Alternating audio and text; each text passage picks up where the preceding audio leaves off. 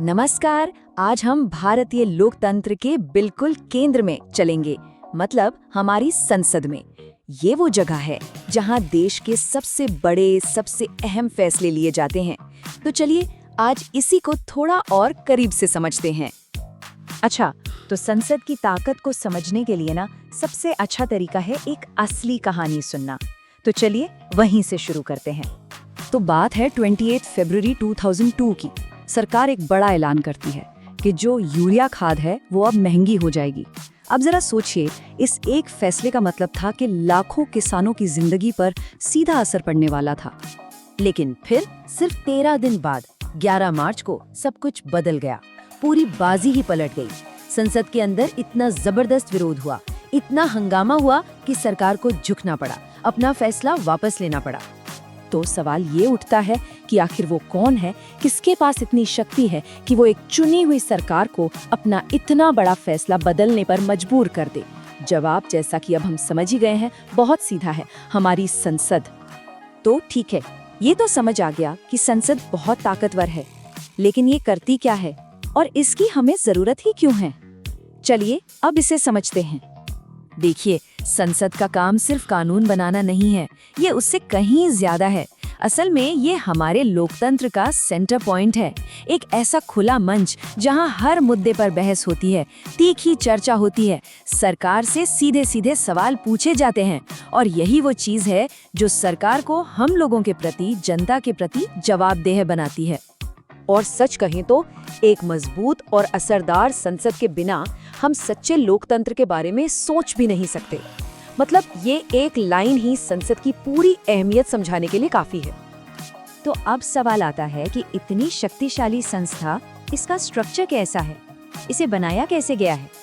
देखिए, इसे बहुत ही सोच समझकर डिजाइन किया गया है। हमारे देश में संसद के 2 सदन हैं, मतलब 2 हिस्से हैं, लोकसभा और राज्यसभा। इसी को हम बाइकैमरल सिस्टम या द्विसदनीय व्यवस्था कहते हैं। और ऐसा इसलिए है क्योंकि भारत इतना बड़ा और विविधताओं से भरा देश है, तो ये जरूरी था कि एक ऐसा सिस्टम हो जहां हर क्षेत्र, हर आवाज को जगह मिले, उसे सुना जाए। और इन दोनों सदनों का रोल, इनकी भूमिका बिल्कुल अलग अलग है। लोकसभा, जैसा कि नाम से ही जाहिर है, लोगों का सदन, ये सीधे जनता की आवाज है। वही राज्यसभा, राज्यों की परिषद, ये राज्यों के हितों की बात करती है। लोकसभा के लिए आम नागरिक सीधे वोट करते हैं, जबकि राज्यसभा के सदस्यों को हमारे चुने हुए विधायक चुनते हैं। और एक और बड़ा फर्क, लोकसभा 5 साल के लिए होती है और पहले भी भंग हो सकती है, लेकिन राज्यसभा एक परमानेंट हाउस है, ये कभी भंग नहीं होती। चलिए अब आते हैं संसद के शायद सबसे जरूरी काम पर, और वो है कानून बनाना। वो कानून जिनसे हम सब की जिंदगी चलती है, पूरा देश चलता है।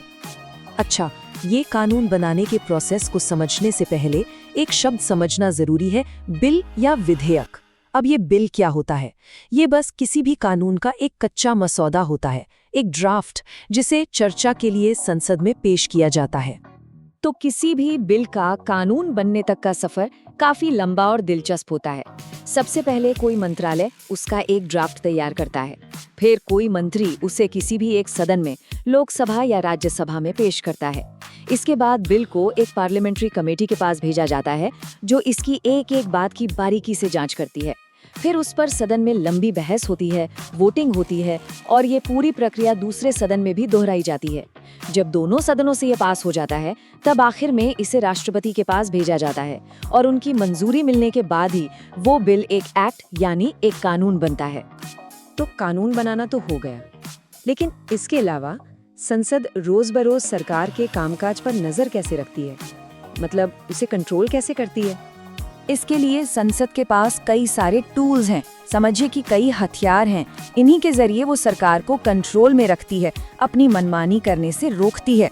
जैसे किसी भी मुद्दे पर बहस और चर्चा करना, कानूनों को मंजूरी देना या फिर उन्हें नामंजूर कर देना, सरकार के पैसों पर, मतलब बजट पर पूरा कंट्रोल रखना, और सबसे बड़ा हथियार, अविश्वास प्रस्ताव लाकर सरकार को गिरा तक देना। इन्हीं में से एक बहुत ही मजेदार और असरदार टूल है क्वेश्चन आवर या प्रश्नकाल। ये संसद में हर रोज का वो सेशन होता है जब सांसद लोग मंत्रियों से सीधे और अक्सर बड़े तीखे सवाल पूछ सकते हैं। ये सरकार के कामकाज पर नजर रखने का एक बहुत ही पावरफुल तरीका है। और फिर आता है वो सबसे बड़ा हथियार जिसकी हमने बात की थी, अविश्वास प्रस्ताव या नो कॉन्फिडेंस मोशन। ये इतना पावरफुल है कि अगर ये लोकसभा में पास हो गया तो सरकार को तुरंत इस्तीफा देना पड़ता है, मतलब पूरी की पूरी सरकार ही गिर जाती है। ये सरकार पर संसद का सबसे बड़ा अल्टीमेट कंट्रोल है।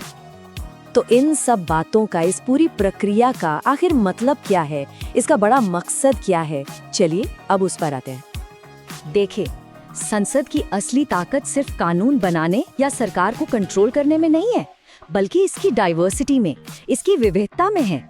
ये एक ऐसी जगह है जहां देश के हर कोने से, हर समाज से, हर वर्ग से अलग अलग आवाजें एक साथ गूंजती हैं और इसीलिए ये सरकार के सभी अंगों में सबसे ज्यादा प्रातिनिधिक है। एक तरह से कहें तो ये हमारे पूरे देश का आईना है। और ये सारी बातें हमें आज एक बहुत बड़े सवाल के सामने लाके खड़ा कर देती हैं कि क्या आज के दौर में हमारी संसद वाकई में जनता की, हम लोगों की एक असरदार आवाज है? ये एक ऐसा सवाल है जिसका जवाब हम सबको मिलकर सोचना होगा।